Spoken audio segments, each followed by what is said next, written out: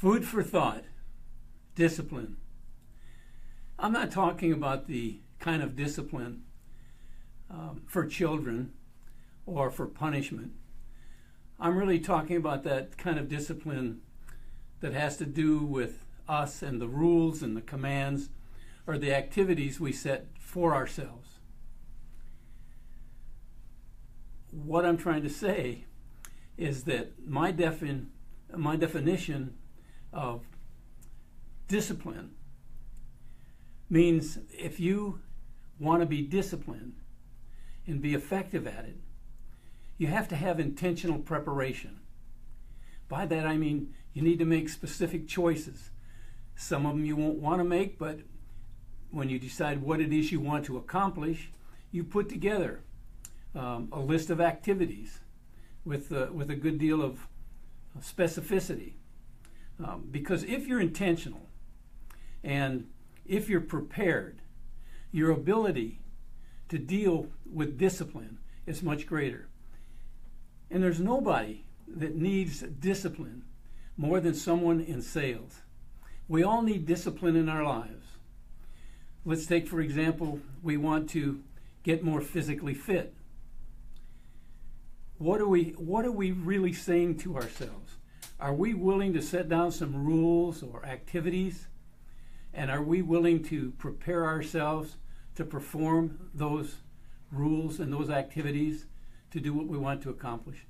If we are intentional about it, if we prepare ourselves for it, we'll have a much better chance.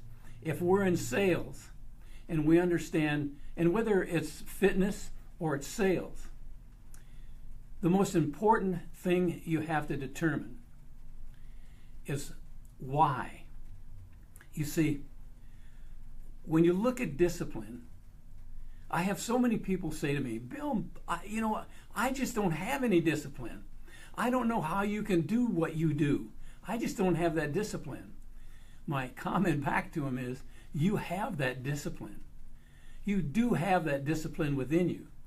You get up every morning, you brush your teeth, you take a bath, you have certain activities. You shave or you put on makeup or whatever it might be, but you do it every day.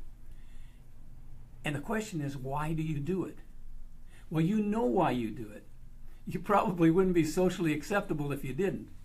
So the question is, what is your motivation? What is your motive for action?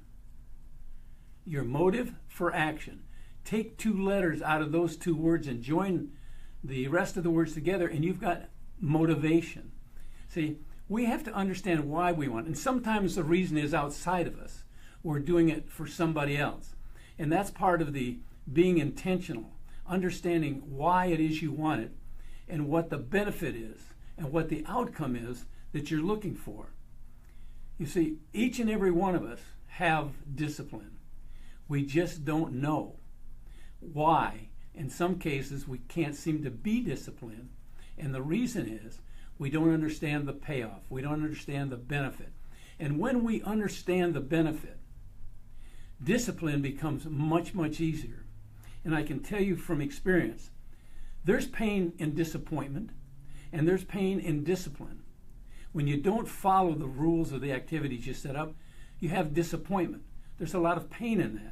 And when you do to choose discipline and follow the rules and activities that you've set out for yourself, you'll find that that pain, while you do have pain being disciplined, it's not comfortable sometimes.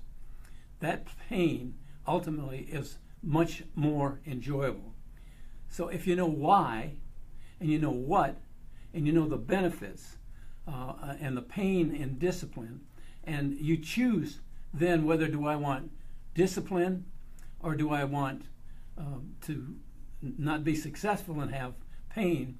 But see, there's pain in both of them. And I can tell you from experience, the pain in discipline is far more enjoyable than the pain in disappointment because I didn't do what I wanted to do. When you set rules or activities out for yourself and you have a strong reason that you think it's good for you to do this, and you don't, that's when your actions and your beliefs get in conflict. And that brings on anxiety, brings on stress. So think, when you set down a goal, and I'm going to, for you real estate people out there, I'm going to talk about the thing nobody wants to talk about. It's the elephant in the room, and that's about prospecting. You realize that it's a contact sport, and you know you have to do it. So if you set down some rules of when you're going to do it, activities that you're going to do to get that that contact that you need, you will be have much less stress. You'll be much happier, and it'll be painful to do what you need to do. You know, when I was trying to lose 20 pounds, it wasn't enjoyable, but I would have been so much more disappointed in myself if I hadn't followed through. And when I got down to my weight that I wanted to be at, I was excited and I forgot about the pain. And that's the beauty of being disciplined. While there's pain, when you get the results you want, the benefits you want, you forget about the pain that it took to get there.